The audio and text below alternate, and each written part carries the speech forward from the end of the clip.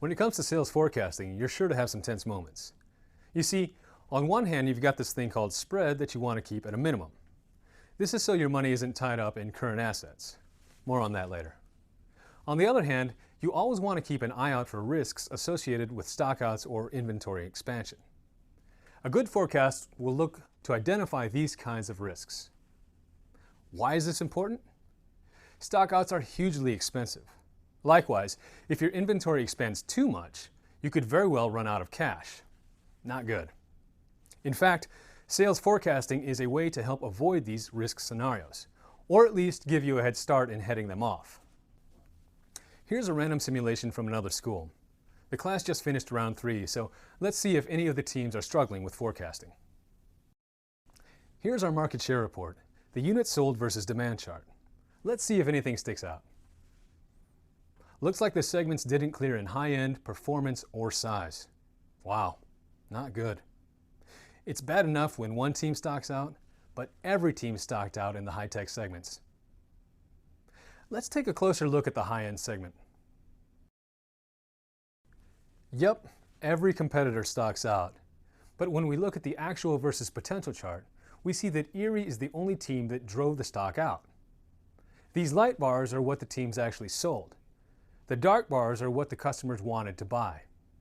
Every team but Erie met the demand. In fact, Erie left some money on the table, 4% of the market. How do we know? The segment demanded 3,339,000 units. Erie missed 133,000 in unit sales, or 4%.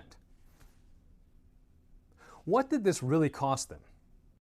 Well, on the plus side, what they did sell paid for all their fixed costs: depreciation, R&D, marketing, interest, and so forth.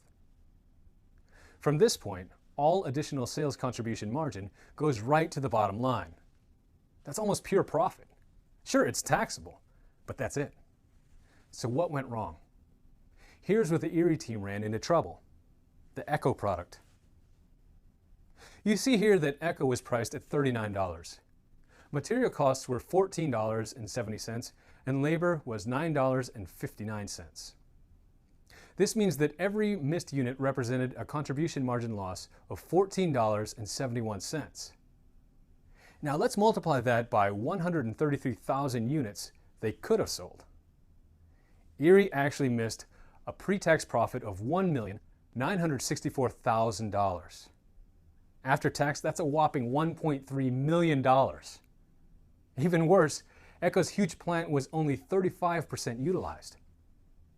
Clearly, Erie had a forecasting problem, and just a single stockout cost them $1.3 million.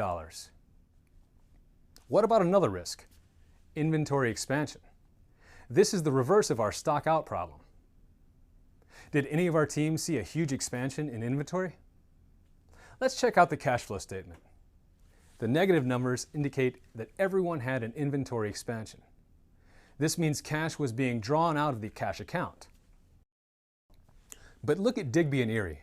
Their expansions were so big that neither team could handle it. And both took emergency loans.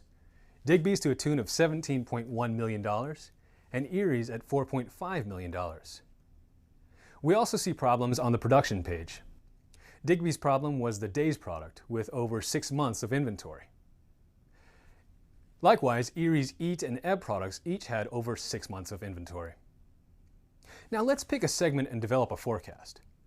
The performance segment has only 4 products and was also completely stocked out last time, so let's pick that. Several forecasting methods are discussed in the team member guide. Let's use the most robust one. It relies on the December customer survey scores. Cutting and pasting the top products in segment table into a spreadsheet, we can develop a best case and worst case forecast. With our December customer survey in hand, we'll create a simple table, product names, and a few more labels.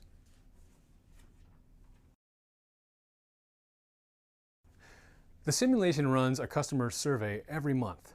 Demand is driven by this survey. A product's theoretical market share is measured by its score over the total scores. We've summed the scores and calculated the market share. Okay, in January these shares will be pretty good. However, as the year progresses, multiple variables come into play. A competitor decides to leave the segment. A new product emerges from R&D. Older products are updated. A poorly performing product becomes a hot one overnight. Suppose we're forecasting for the Edge product. In consideration of its plans for the following year, Erie decides that Edge's customer survey score will improve to 30 next year. Now a pessimist develops the worst case for the Erie team. The pessimist considers each competing product.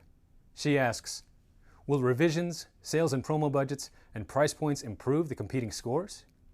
She reasons this way.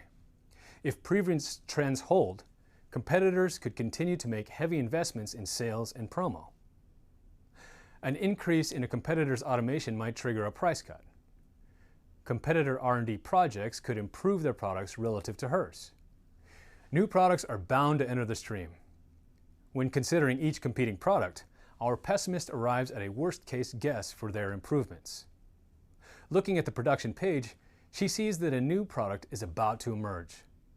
The product could land in the performance segment, so she awards it 20 points. Now a team optimist develops estimates for the competing products. He does not expect his competitors to maintain their previous scores. So in just a few minutes, we arrive at a worst-case estimate of 21% share for Edge and a best-case estimate of a 29% share. Last year's total industry demand was 2,744,000. The segment is expected to grow 19.8% this year. With this understanding, demand for Edge should be somewhere between 704,000 units and 948,000 units. Its spread is about 244,000 units, or something between 3 and 4 months of sales. In their workbook, Erie enters the pessimistic 704,000 units on the marketing spreadsheet, as well as the best case of what they expect to produce on the production page, 948,000 units. What do these numbers tell the finance department?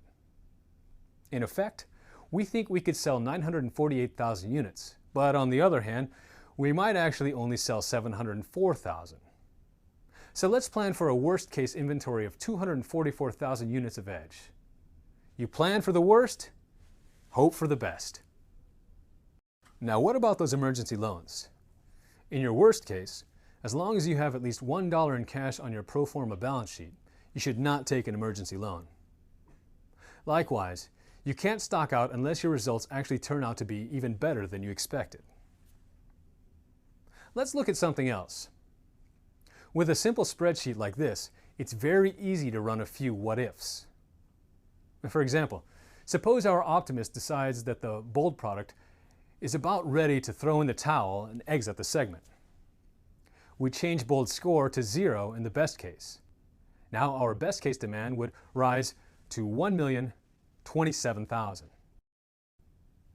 Or suppose our pessimist decides that the Coat product is about to undergo a huge improvement worthy of a 35. Our spread is now up to 356,000. Yes, we could actually cover it. But here's the rub. If our spread is too wide, we risk more money being tied up in current assets. Current assets are basically cash or cash equivalents that are usually paid out or converted to cash within 12 months. The problem is that we make no money on current assets. Cash that just sits in cash accounts makes nothing. Neither does inventory sitting in the warehouse. What we're really doing is buying insurance against two risks: stockouts and inventory expansions. Think about it. If those 356,000 units cost $25 each, that's a whole $8.9 million tied up in current assets. A good sales forecast will create a reasonable spread while protecting against stockouts and inventory expansions.